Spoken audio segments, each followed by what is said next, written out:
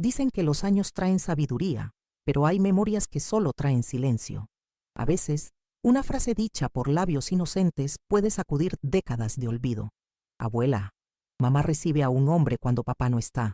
Eso fue lo que mi nieto me dijo mientras jugaba con sus muñecos en la sala. Y aunque su voz era leve, infantil, esa frase fue como si alguien abriera de golpe una puerta oxidada dentro de mí.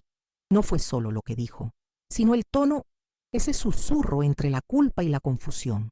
Volví a Beatty's House, tener 12 años en un parpadeo. Me llamo Naira Aparecida de la Luz.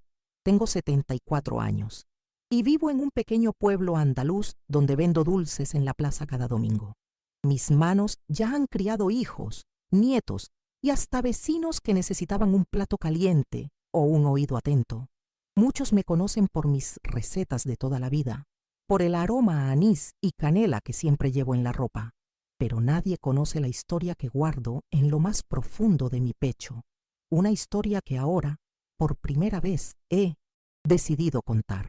Hoy quiero hablar no por mí, sino por todas las niñas que aprendieron demasiado pronto a callar. Esta no es una historia de lástima ni de heroísmo. Es una confesión, un intento de dar sentido a algo que me marcó para siempre, porque a veces el silencio no protege, solo prolonga la herida. Y yo ya estoy cansada de esconder las cicatrices detrás de sonrisas dulces y palabras suaves. Durante muchos años creí que el pasado estaba bien guardado, enterrado bajo capas de rutina y cariño familiar, pero basta un gesto, una mirada, una frase dicha sin intención para que el dolor regrese con toda su fuerza, como si el tiempo nunca hubiera pasado, como si el cuerpo aún recordara el miedo en cada hueso. Y es que hay heridas que no envejecen con el cuerpo, solo esperan en la penumbra. Lo que viví en mi infancia nunca lo conté, ni a mis hijos, ni a mi esposo cuando aún vivía, ni siquiera a mis amigas más cercanas. A veces me lo recordaban los sueños, otras veces el olor de un perfume o el sonido de una puerta abriéndose en la noche, pero siempre encontraba la manera de seguir, hasta que mi nieto, sin saberlo, encendió la luz de esa habitación cerrada en mi alma. Decidí hablar ahora porque sé lo que puede pasar cuando una abuela se queda callada, porque sé lo que significa que nadie te crea, que todos vean a tu agresor como un hombre bueno, generoso, de misa y corbata, porque yo también viví esa doble cara. Y si algo he aprendido en todos estos años es que la apariencia puede ser la mejor máscara para el horror. Tal vez contar mi historia no cambie nada en el mundo, pero puede cambiar algo en alguien. Tal vez otra mujer mayor que me escuche encuentre el valor para abrir su propia puerta cerrada. Tal vez una madre preste más atención a lo que su hijo dice entre juegos. Tal vez, solo tal vez, esta confesión sirva para que el dolor no se repita. Y si estás escuchando esto, te pido algo desde lo más profundo de mi corazón. Dale un me gusta a este video y suscríbete al canal. No lo pido por vanidad, sino porque me ayuda a seguir compartiendo historias como esta. Y cuéntame en los comentarios, ¿desde dónde estás escuchando? Tu compañía, aunque sea virtual, me da fuerzas. Nací en un pequeño caserío entre montañas, cerca de Paraguazú, en el corazón de Andalucía. Nuestra casa era de adobe, con tejas rojas y un porche de madera donde mi madre colgaba las sábanas blancas a secar. Desde niña, aprendí a reconocer los olores del campo, la tierra mojada, después de la lluvia, el humo de leña en las mañanas frías, el aroma dulce del pan horneado que se escapaba por las rendijas de la cocina. Mi padre se levantaba antes del amanecer para trabajar en la huerta, y yo lo espiaba desde la ventana, admirando su silueta firme entre la neblina. Nuestra vida era humilde, pero llena de calor. Mi madre, costurera de manos rápidas y corazón generoso, cosía para las vecinas mientras nos cantaba coplas suaves. Sus dedos sabían contar historias en cada puntada. A veces se sentaba conmigo y con mis hermanos a enseñarnos a bordar pañuelos que luego vendíamos en la feria. Yo era la mayor, y desde temprano entendí que mi lugar era junto a ella, ayudando en lo que hiciera falta. Me gustaba sentirme útil, como si con cada tarea ganara su aprobación. Mi hermano Joaquín era 2 años menor que yo, travieso y sonriente. Pasaba los días descalzo, corriendo detrás de las gallinas o trepando a los almendros del patio. La más pequeña era Clara, aún con voz de leche y pasos torpes. Yo la llevaba en la cadera mientras ayudaba en la cocina, y ella se aferraba a mí como si fuera su segunda madre. Mis recuerdos más dulces están marcados por sus risas, sus dientes chiquitos y los juegos en la tierra mientras el sol caía sobre los montes. Los domingos eran sagrados. Íbamos a misa con la ropa limpia, luego pasábamos por la plaza donde se vendían aceitunas, queso curado y dulces de membrillo. Mi madre siempre compraba una golosina para cada uno y mi padre nos llevaba a pasear por el río. Allí, entre piedras lisas y cañas verdes, hacíamos picnic con pan, chorizo y naranjas. Yo adoraba esos días. Había algo en el modo en que mi padre me acariciaba la cabeza, en cómo mi madre reía con los ojos cerrados, que me hacía sentir que todo en el mundo estaba en su lugar. Nuestra casa estaba llena de sonidos familiares.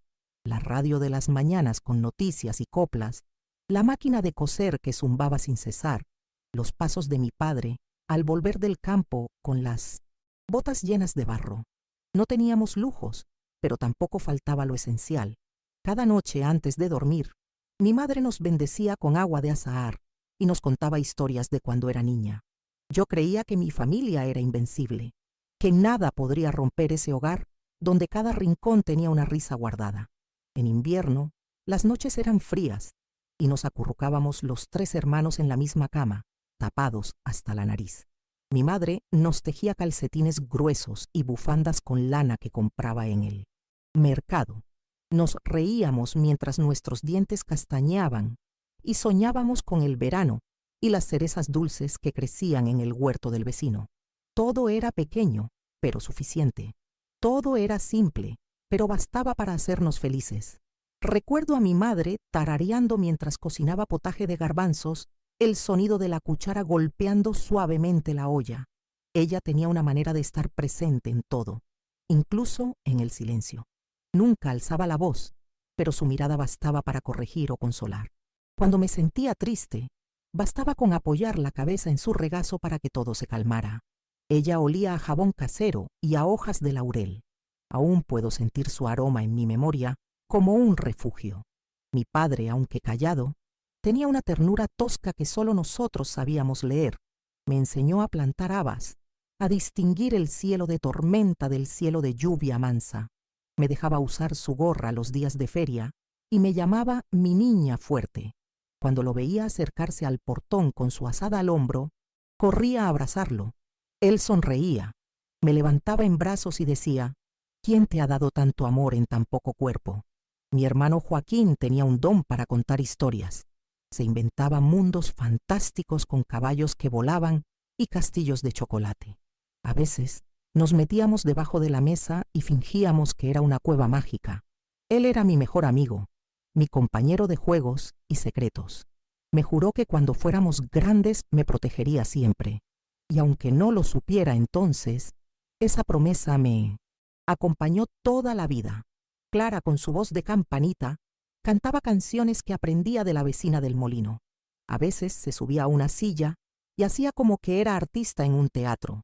Nosotros aplaudíamos como locos, y ella se reía con los ojos brillando de ilusión. Verla así me llenaba de ternura. Sentía que era mi deber cuidar esa luz, ese brillo que solo tienen los que aún no conocen la tristeza. Las estaciones marcaban nuestro ritmo. En primavera, recogíamos flores silvestres para adornar la casa. En verano hacíamos limonada y dormíamos con las ventanas abiertas para escuchar los grillos. En otoño, ayudábamos a recoger las aceitunas, y en invierno, el brasero reunía a toda la familia en torno a cuentos, tejeres y castañas asadas. La vida giraba con el sol y la luna, y nosotros girábamos con ella sin cuestionarla. Cada cumpleaños era una fiesta sencilla, con torta de naranja, velas torcidas y un mantel de cuadros. Mi madre colgaba guirnaldas hechas con papel de colores y escribía mi nombre con tiza en la pared. Yo me sentía especial, como una princesa de cuentos. Ella siempre me decía: Nair, que nunca te falte alegría en el corazón. Y yo creía que mientras ella viviera, eso sería fácil de cumplir. Había una fuente en medio del pueblo donde las mujeres se reunían a lavar ropa y compartir historias. Yo acompañaba a mi madre y escuchaba en silencio los cuentos de nacimientos, enfermedades, amores imposibles. Era como un periódico viviente, lleno de suspiros, risas y alguna lágrima furtiva. Me gustaba ese lugar. Era como si allí, en medio del agua y el jabón, las mujeres se permitieran ser reales. En las tardes, después de las tareas, me sentaba en el escalón de la puerta con un libro prestado de la escuela. Me gustaba leer en voz baja, como si las palabras fueran sagradas. A veces, mi padre se acercaba y me escuchaba sin decir nada, solo acariciándome el cabello.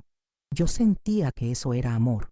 No necesitábamos grandes gestos, bastaba la compañía silenciosa. Los vecinos nos conocían por ser trabajadores y unidos.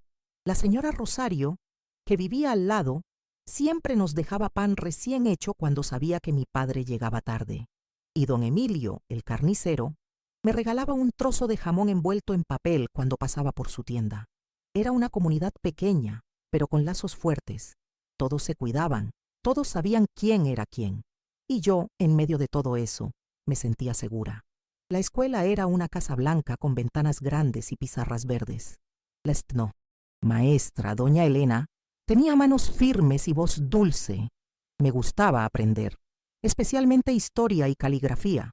A veces, ella me dejaba ayudarle a corregir los cuadernos, y yo lo hacía con un orgullo silencioso.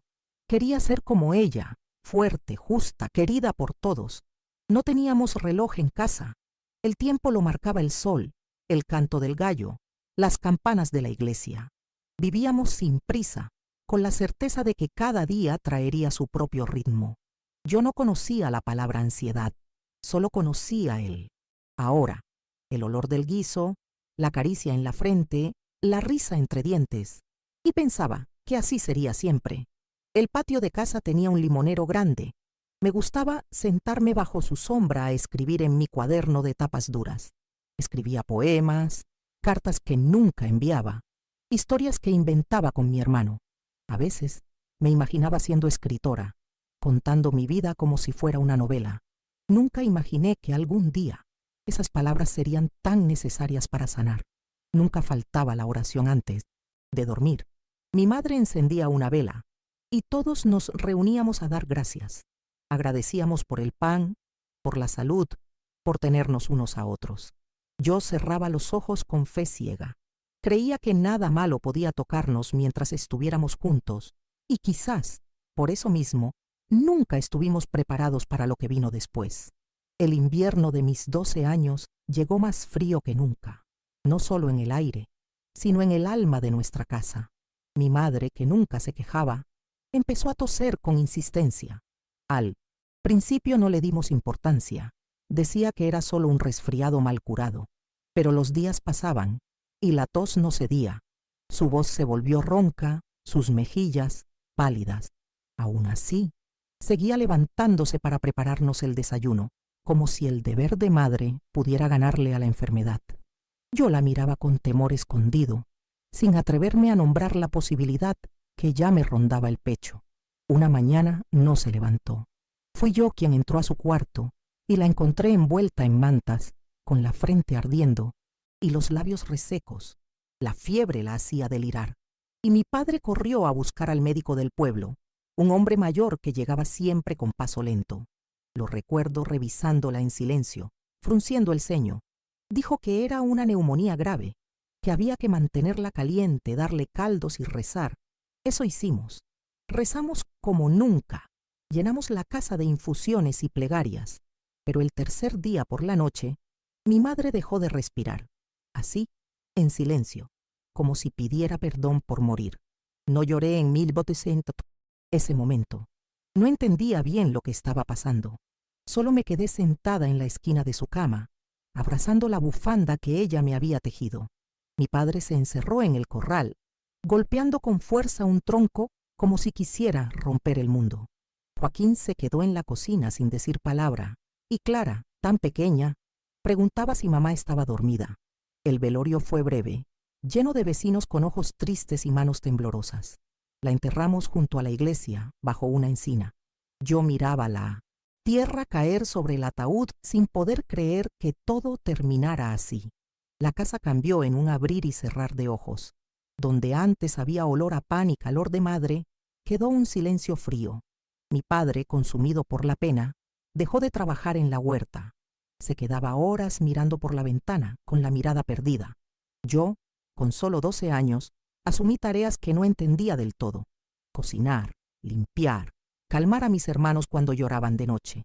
Sentía que el mundo me exigía crecer de golpe, y aunque intentaba hacerlo bien, por dentro me quebraba un poco más cada día. Fue en ese vacío que apareció mi tío Odilon, hermano de mi padre. Vivía en otra comarca y venía de vez en cuando a las reuniones familiares. Siempre impecable, con sombrero de ala ancha y sonrisa fácil. Se presentó una mañana con una caja de víveres, diciendo que había venido a ayudarnos hasta que las cosas se encaminen. Mi padre lo recibió con los brazos abiertos, agradecido por el gesto. Yo, en cambio, sentí algo extraño en mi la forma en que me miró. No era la mirada de un tío. Era algo más turbio, algo que no supe nombrar, pero que mi piel reconoció al instante. Al principio, solo venía a dormir. Traía comida, ayudaba a mi padre con los papeles de la tierra y a veces me elogiaba cuando limpiaba la cocina o preparaba el desayuno. Decía que yo era una mujercita de oro, pero con el tiempo empezó a quedarse más. Decía que no podía dejarnos solos, que una casa sin madre necesitaba un hombre responsable, y así, sin centro. Consultarlo con nadie, se instaló con nosotros. Trajo su maleta, sus trajes colgados en perchas, su colonia fuerte. De un día para otro, el tío Odilon ya era parte de la casa, y nadie lo cuestionó. Yo lo evitaba. No me gustaba quedarme sola en la misma habitación que él. Había algo en su presencia que me hacía encoger los hombros, que me hacía cruzar los brazos con fuerza, pero también sentía que no tenía derecho a desconfiar. Mi padre lo necesitaba. Mis hermanos lo veían como un salvador, y yo tenía que seguir funcionando. La casa no se limpiaba sola, la comida no se hacía sola, y mi tristeza no importaba tanto como el bienestar de todos. Así que me callé. Con el tiempo empecé a notar que el ambiente cambiaba cuando él estaba cerca. La casa se sentía más densa, más pesada. Mi padre se aislaba aún más, y Odilon empezaba a dar órdenes con tono de dueño. No pongas tanta sal, peina mejor a Clara, limpia bien el suelo que está pegajoso. Yo obedecía sin replicar, tragándome el orgullo. Quería evitar cualquier roce, pero sabía en el fondo que algo se estaba quebrando de forma irreversible y que nadie más lo veía, solo yo. Odilon empezó a ocupar cada espacio de la casa como si siempre hubiera sido suyo. Al principio, ayudaba con algunas tareas, ponía la mesa, reparaba cosas rotas, pero poco a poco, su presencia se volvió invasiva.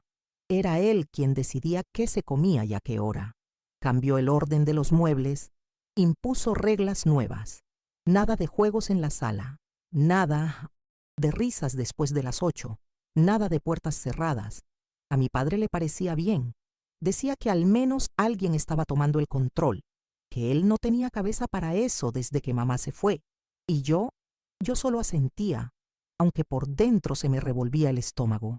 La primera vez que entró a mi cuarto no dijo una palabra. Yo ya estaba acostada, fingiendo dormir, cuando sentí la puerta abrirse sin hacer ruido. Me quedé inmóvil, conteniendo la respiración. Él se acercó a mi cama y se quedó allí, parado, observándome. No me tocó, solo estuvo unos minutos y luego se fue, pero ese silencio pesó más que un grito. Al día siguiente, me preguntó si había dormido bien, con una sonrisa que no llegaba a los ojos.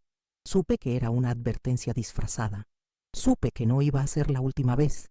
Después de eso, cada noche fue una tortura. Me dormía con la ropa puesta, tapada hasta el cuello, con los ojos fijos en la ventana. Empecé a mover la cómoda contra la puerta cuando todos se dormían.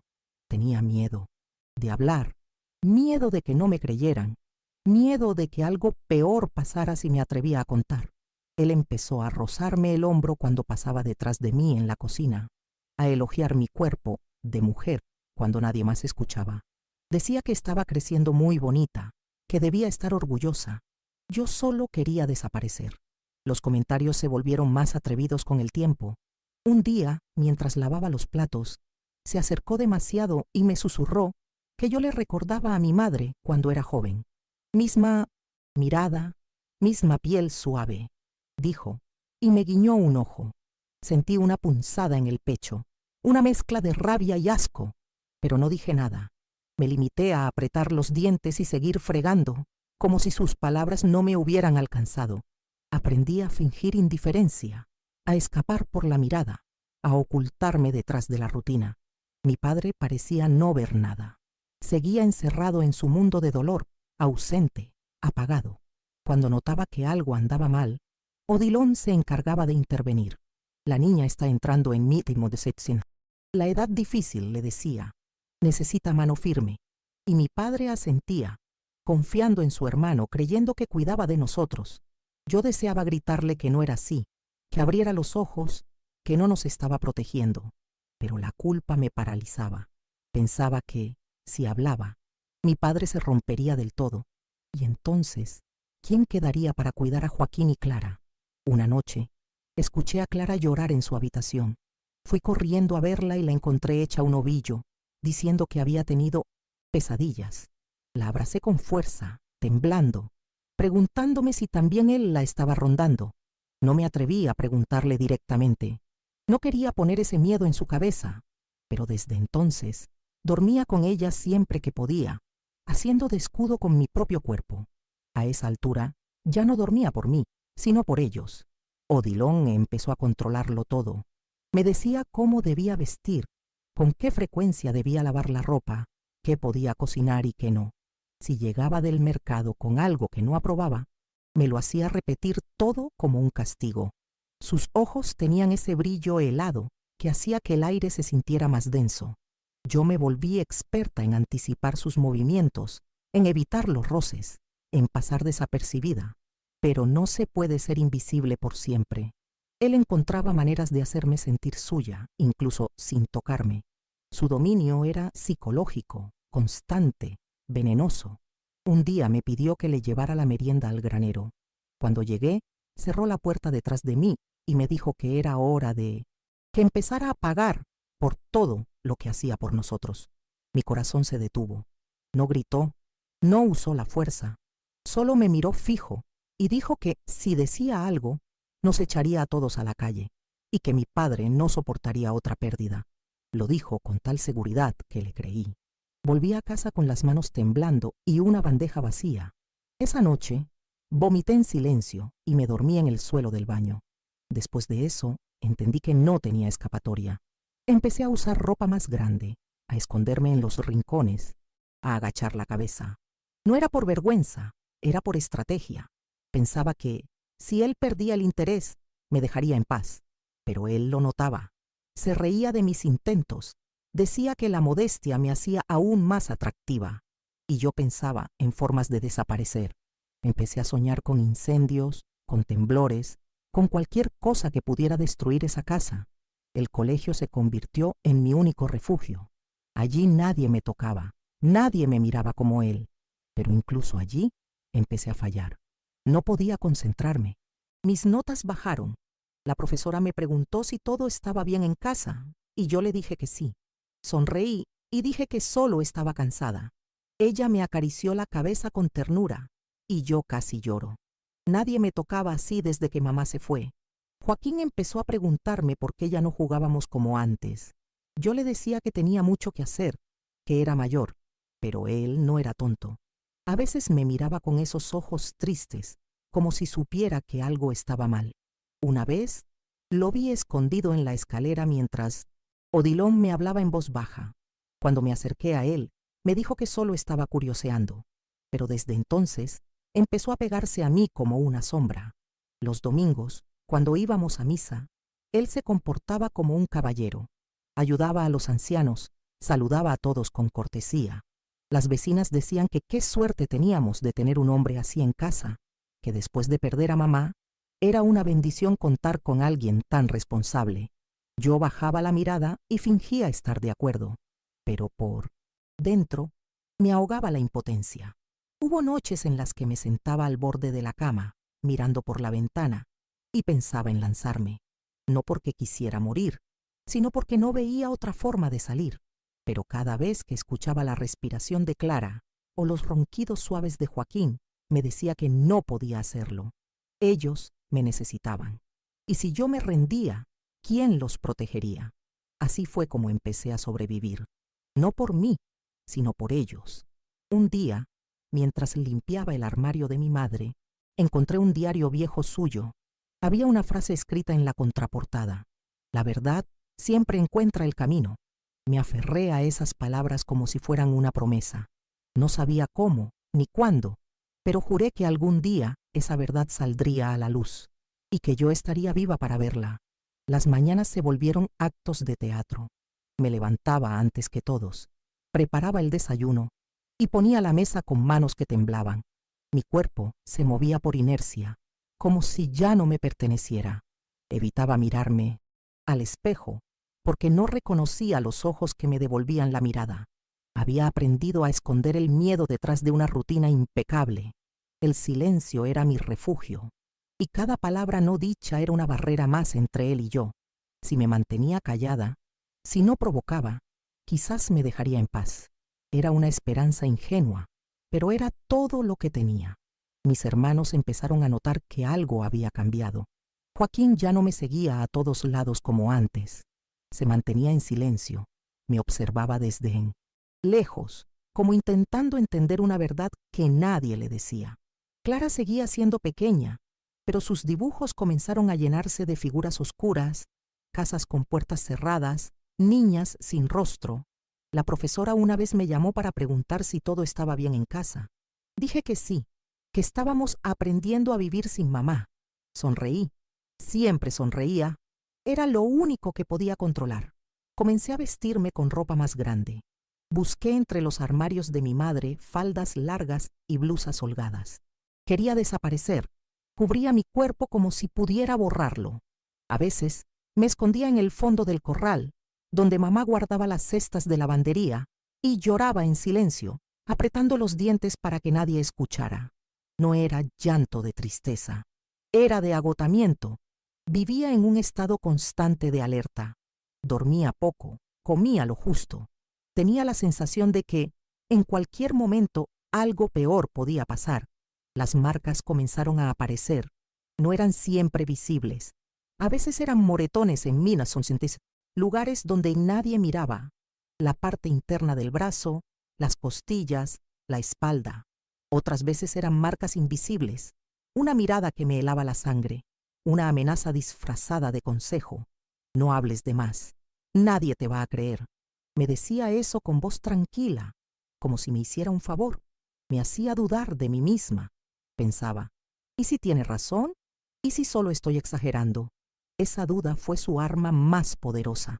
Una vez, mientras me peinaba frente al espejo, noté que se me caía el cabello. Montones. Cada pasada del cepillo dejaba mechones enredados. Tenía solo 12 años, pero sentía el cuerpo como el de una anciana. Las noches de insomnio me robaron el brillo de los ojos. Tenía ojeras profundas y la piel siempre pálida. Aún así, cada mañana me forzaba a parecer normal. Me aplicaba un poco de color en las mejillas con pétalos de amapola, como me enseñó mi madre, y salía a enfrentar el día con la dignidad que aún me quedaba. Los vecinos seguían elogiando a Odilon. Decían que era un hombre ejemplar, que no muchos se harían cargo de 3 niños huérfanos. Él mantenía esa imagen de Salvador con una perfección escalofriante. A veces, en la plaza, lo veía conversar con la señora Rosario o con don Emilio, haciendo bromas, comprando pan, regalando caramelos a los niños. Yo solo lo observaba desde lejos, sintiendo cómo la rabia hervía dentro de mí, pero no podía hablar. No aún. Clara empezó a tener terrores nocturnos. Gritaba en sueños, pedía por mamá. A veces se despertaba, empapada en sudor, diciendo que había un hombre en la puerta. Yo la abrazaba fuerte, me acostaba a su lado y le decía que todo estaba bien, pero sabía que no era verdad. Sabía que, aunque él aún no la tocara, su sombra ya estaba alcanzándola, y eso me partía el alma. Me sentía impotente, culpable, como si yo fallara en protegerla. Los domingos en misa eran los peores. Tenía que estar junto a él, sonriendo, escuchando sermones sobre el bien y el mal, mientras él sostenía mi hombro con una mano que para todos era protectora, pero que para mí era una cadena. Cada vez que el cura hablaba de pureza, de perdón, yo bajaba la mirada, no por fe, sino por rabia. Me preguntaba si Dios veía lo que pasaba en mi casa, y si lo veía, ¿por qué no hacía nada? Empecé a escribir en secreto. Tenía un cuaderno escondido entre los tablones del suelo.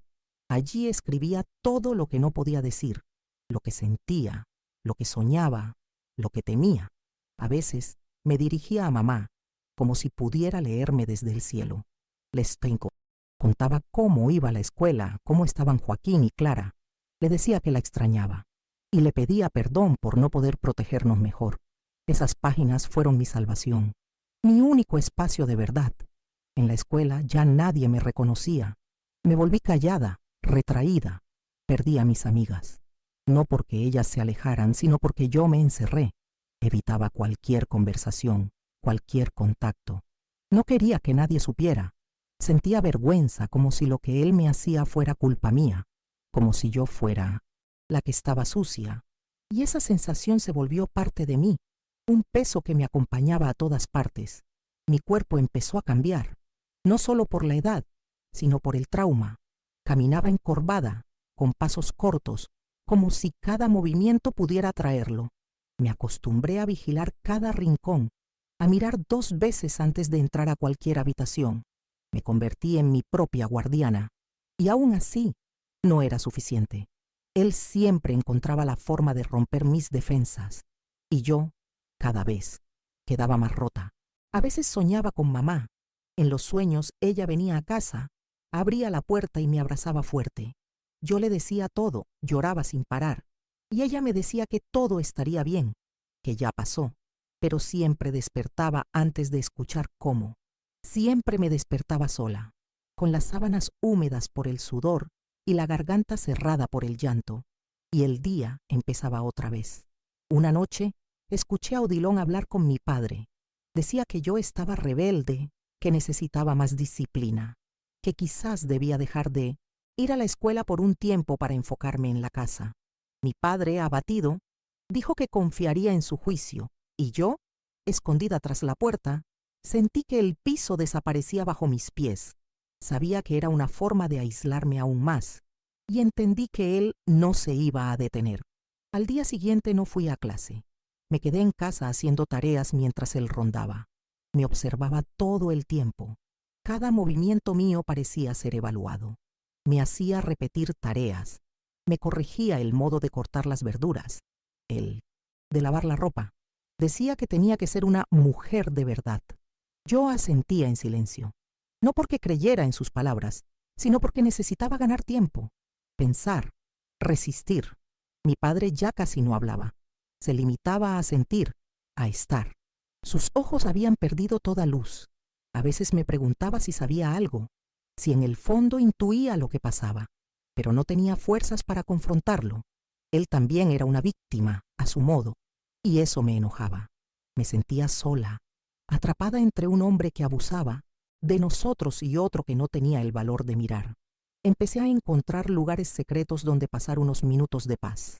El gallinero, el hueco bajo la escalera, el desván donde mamá guardaba telas.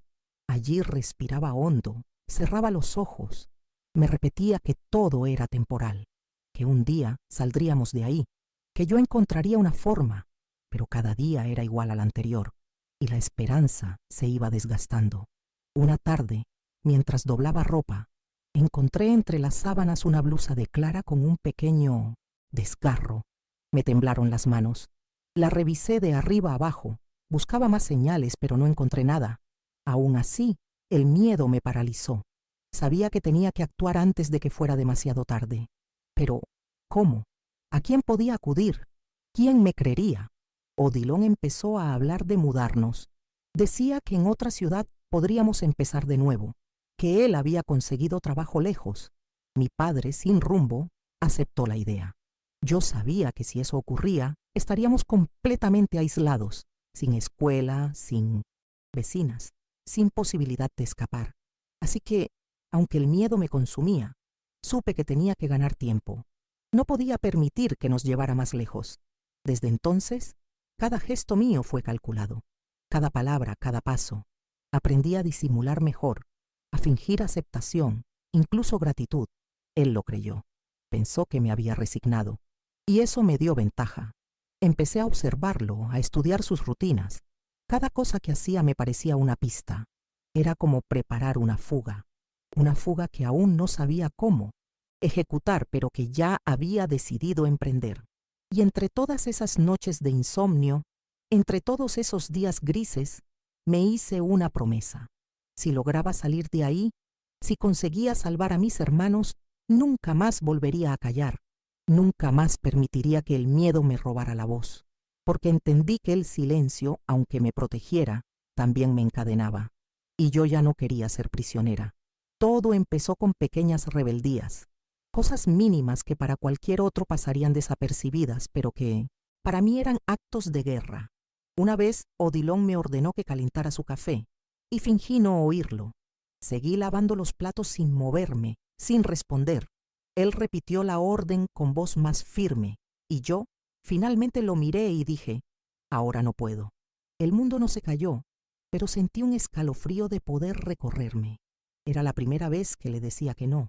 Esa noche dormí mal, con miedo de su reacción, pero no hizo nada. Solo me miró con esos ojos de serpiente y se fue, y yo por dentro sonreí. Comencé a escribir más en mi cuaderno escondido.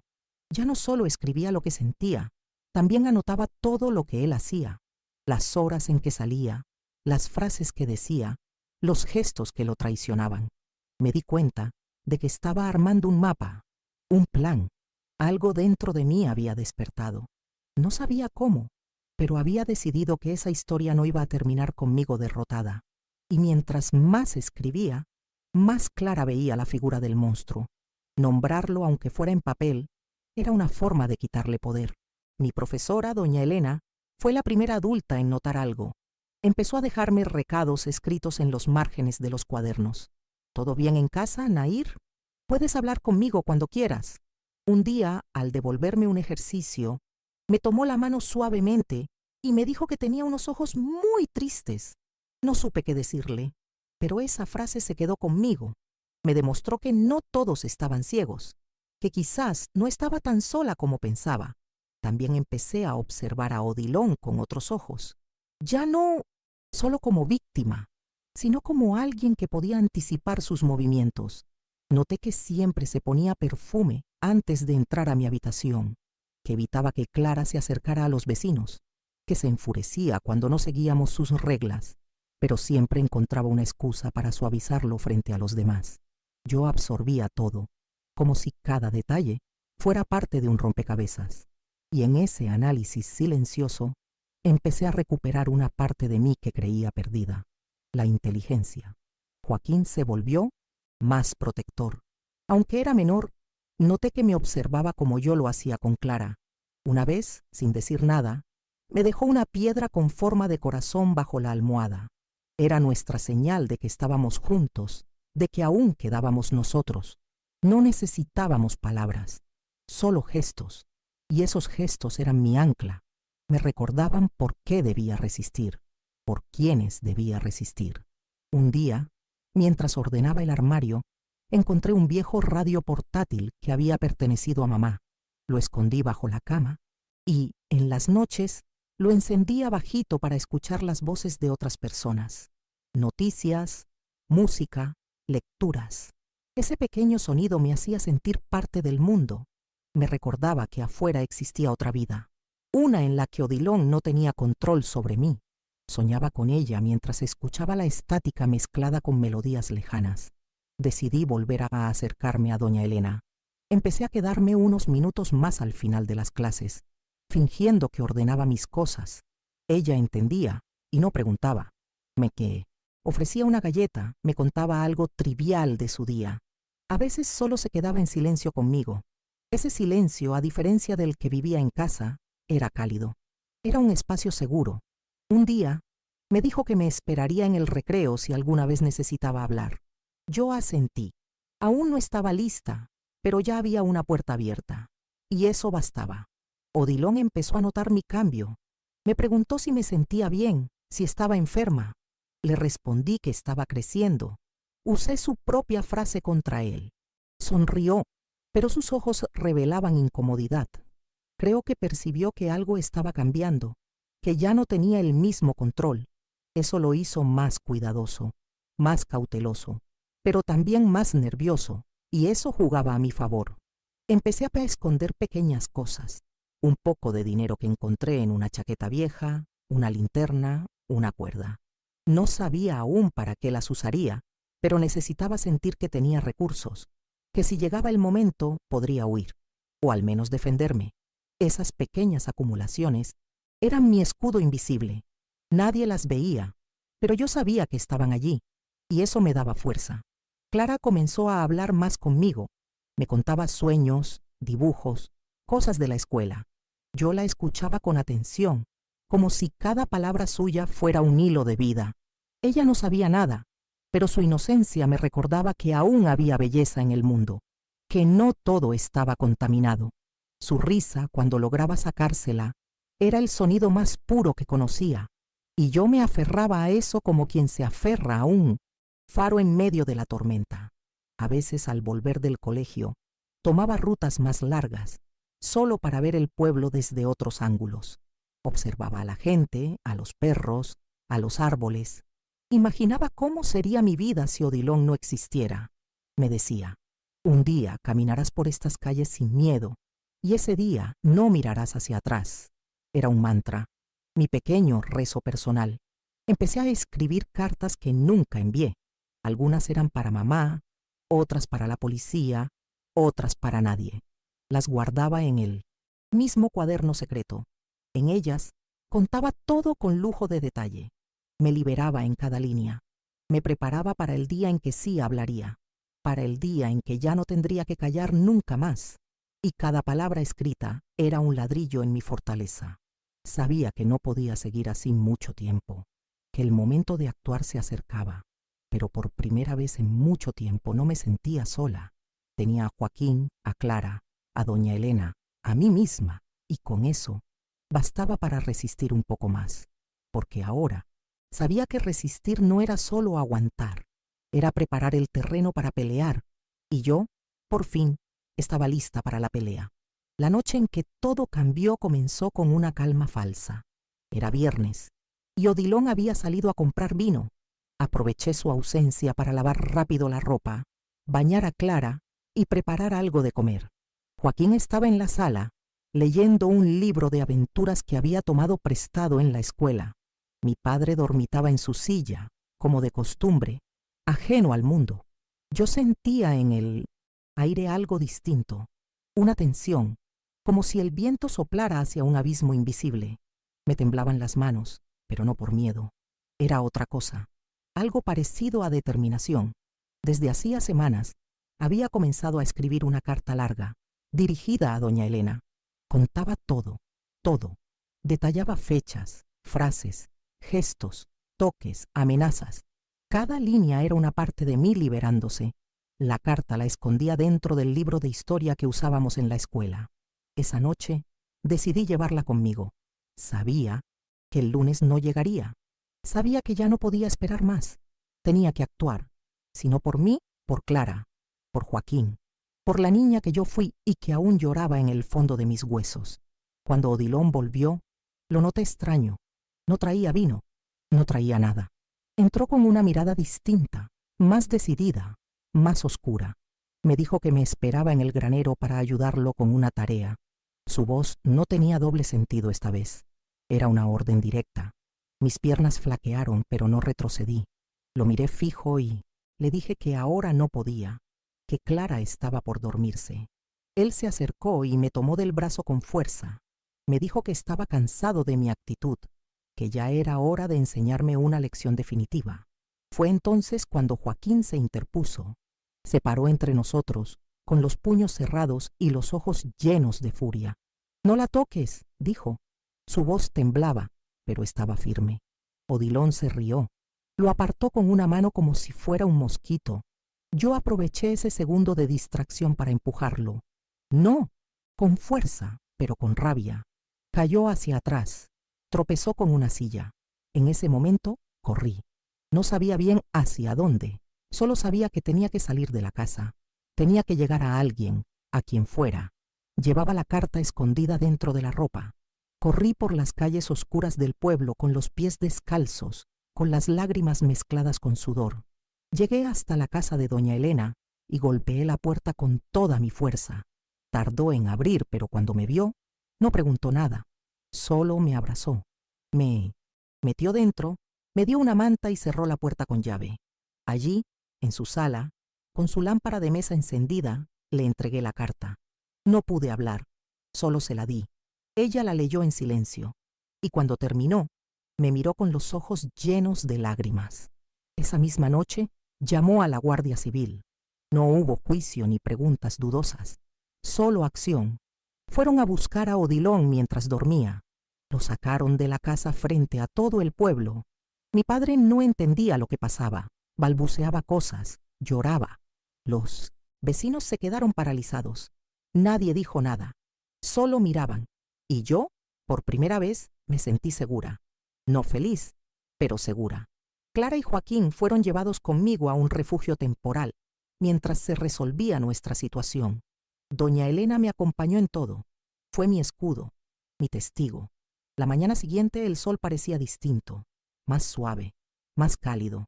Desayuné en paz por primera vez en años. Clara dormía a mi lado, Joaquín al otro. Y yo ya no era la misma. Tenía miedo, sí, tenía dolor. Pero también tenía algo que nunca antes había sentido: libertad. Por fin, el silencio había sido roto, y con él, la promesa de una nueva vida. Si esta parte te tocó, dale me gusta al video para que más personas encuentren coraje a través de esta historia. No volví a casa. No esa casa. Nos trasladaron a vivir con una tía lejana de mi madre en un pueblo cercano. Era una mujer seca, pero justa. Nos ofreció techo, comida y, sobre todo, distancia del horror. Clara no recordaba mucho y Joaquín me miraba diferente desde entonces, como si hubiera comprendido, sin necesidad de palabras, todo lo que soporté en silencio. Seguimos estudiando poco a poco, intentando rearmar lo que la vida había desgarrado. Yo no hablaba mucho de lo que pasó, pero tampoco lo negaba. Aprendí que la verdad, una vez liberada, no se esconde más. Odilon fue condenado por abuso agravado. Hubo testigos, otras niñas del pasado, que al saber lo mío, también hablaron. El pueblo no lo defendió. Ya no podían. Mi padre nunca se recuperó del todo. Murió años después, en silencio, como vivió sus últimos días. A veces me pregunto si supo, si se culpó, si sufrió en su propia jaula de dolor. No tengo respuestas, y tal vez ya no las necesito. El perdón no llegó fácil, ni para él, ni para mí, pero llegó un día, de forma tranquila, como una brisa después del incendio. Volví al pueblo solo una vez, muchos años después, con mis hijos ya adultos. Les mostré la escuela, la iglesia, la plaza. No entré a la casa. No quise. Me quedé en la esquina, mirándola desde lejos, sintiendo que la niña que fui aún me observaba desde la ventana. Le sonreí. Le dije en silencio: ya pasó. Y supe que me había escuchado, que ya no necesitaba esconderse más, porque ahora era yo quien cuidaba de ella. Hoy, con 74 años, vendo dulces en la plaza y cuido de mis nietos. Muchos piensan que soy solo una abuela simpática con manos de azúcar, pero dentro de mí vive una mujer que sobrevivió al infierno, que eligió hablar cuando más lo hacía, que rescató a sus hermanos de la oscuridad y reconstruyó su vida con las migas que quedaron.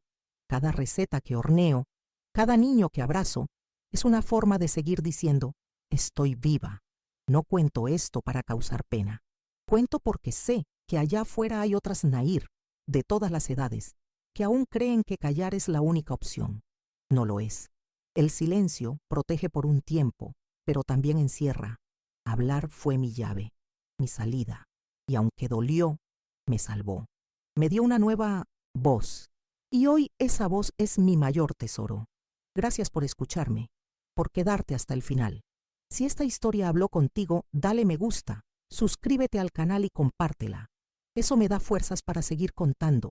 Quiero mucho saber qué sentiste al oír este relato. Cuéntame en los comentarios. Tal vez tu historia también esté lista para ser contada, porque a veces solo hace falta que alguien escuche para que el silencio deje de doler.